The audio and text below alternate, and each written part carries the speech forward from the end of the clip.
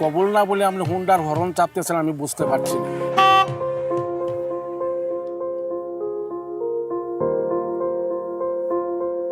এটা কি হইতেছে আমিও তো কিছু বুঝতে পারতেছি না। আপনার মেয়ের বিয়ে হবে এই বাইকের সাথে, কারণ আপনার মেয়ে তো আমারও বিয়ে করতেছে না, বিয়ে করতেছে বলি খেলায় যে এই বাইকটা জিতছে সেই বাইকের মালিকের সাথে। আমি যদি বলি খেলায় না জিততে পারতাম তাহলে তো সে আমার বিয়ে করতো না। অতএব যেই বাইকটা আমার এত কিছু থেকে বাঁচাইলো তার সাথে আপনার মেয়ের বিয়ে হওয়া উচিত না, এই কারণে বাইক কবুল কইতেছে।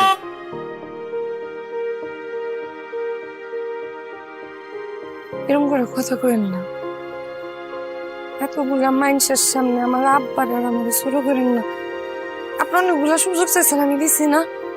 আমার একটা সুযোগ দেন, এত মানুষের সামনে অপমান করেন না।